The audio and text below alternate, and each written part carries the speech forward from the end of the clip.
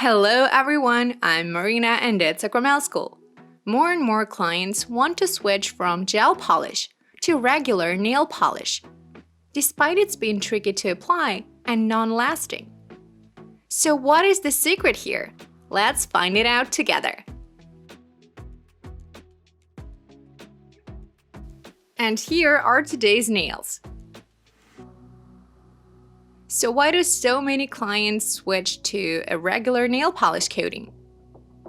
Well, all things natural are booming right now. And strong, healthy nails are no exception.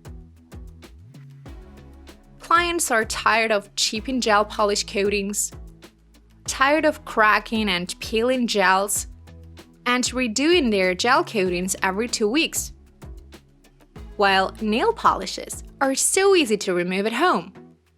Clients still prefer getting their manicures and coatings done in a nail salon and then remove it at home when they're tired of it or when it starts chipping, because nail polishes do not last long. And there are clients whose nails got damaged by a gel coating. There might have been a nail plate burn or an allergic reaction to solid materials. So they can't help but use regular nail polishes, or dip acrylic powders, or have no coating at all. But everyone likes a nice manicure. So nail polishes are perfect for those who can't afford having a gel polish coating for some reasons. Today I'm going to do a manicure with a file. No e-files or cutting tools. It's done with an abrasive file. I'm using a soft buffing file and a stylus. A filing sticker attached to it nicely removes all the pterygium and lifts up and cleans up some of the cuticle. It's similar to an e-file manicure. When we remove the skin with an e-file, using no cutting tools. We can combine a file with a cutting tool when there are big hangnails, because then using a file may hurt, since we need to file a lot to remove them. So cutting them with scissors or nippers will be easier.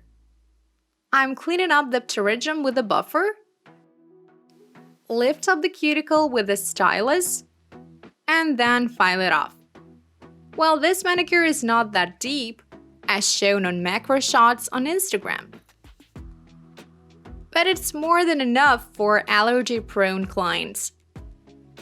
They don't need a super deep manicure. Overall, I think this technique does the job.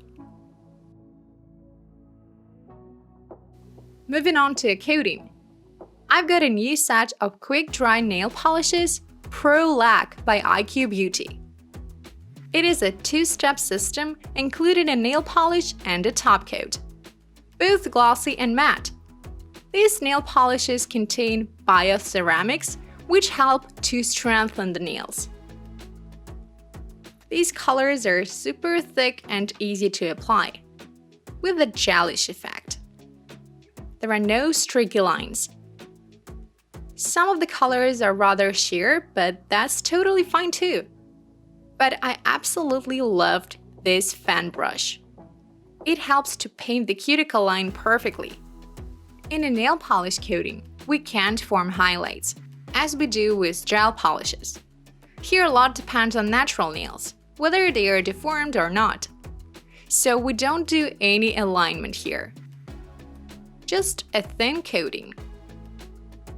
We need to do it with 3 quick moves. Through the center, on the right, and on the left. So we need to be quick, because it dries up really fast. We can clean up any pooling with an orange stick soaked with acetone, or use a correcting pen. While painting, make sure to keep a nail polish bottle close, so that it does not dry up while you're moving a brush towards the nail. because otherwise it will be impossible to apply it. We also need to get the right amount, because using too much will result in pulling and overlaying. Use an optimal amount, enough to cover up the nail in 3 moves.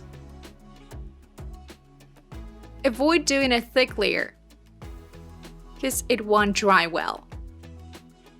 Some clients rushed in with curing. They put their nails into their pockets or gloves in winter, and the coating gets smudged. So we apply a medium layer that will dry well. This round brush provides a nice application near the cuticle, because it nicely follows its curve. We thought that the color wouldn't be enough and decided to add stamping. Yes, we can do it with nail polishes as well. I'm going to use this sheer milky shade. I put some on a plate, scrap off the excess, and stamp it. It's a geometrical pattern, a tricky one, because the lines are thin, and they should be symmetrical. But I think it turned out great. I press it on the sides with a silicone brush and clean up the excess. This nail art definitely spices up the coating, though the color is gorgeous on its own too.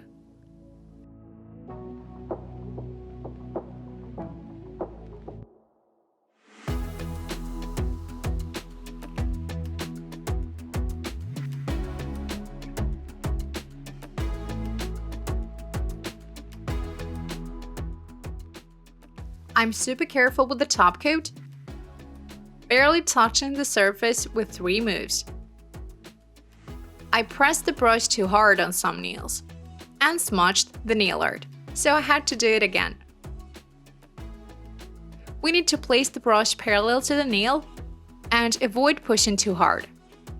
We also avoid using too much top coat to prevent overlaying. Now we need to let it dry on air, or use a special drying tool. It acts as a hot blow dryer. This nail polish dries pretty fast. I let it dry a bit more and clean up all the excess polish with a correcting pen. It's super convenient.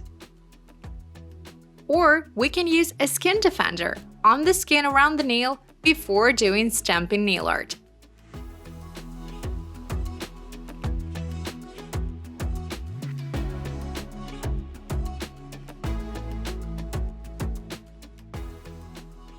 Now let's see how this coating lasted.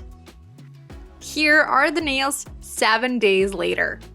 My model was actively using her hands, washing the dishes with no gloves and doing other chores. And the coating lasted really well. It slightly chipped off on the edges and the thumbs, but I think it's great for a regular nail polish. My model was complimented on her gel coating a lot. And when she said that it was nail polish, no one believed her. Because this coating definitely gives off gel coating vibes. And we're genuinely happy with the way it lasted. And here's a final look. I love it, so please give it a big thumbs up if you do too. Nail polish may be tricky. It chips off and does not last too long. But it has a range of pluses, especially for those who experienced a nail burn.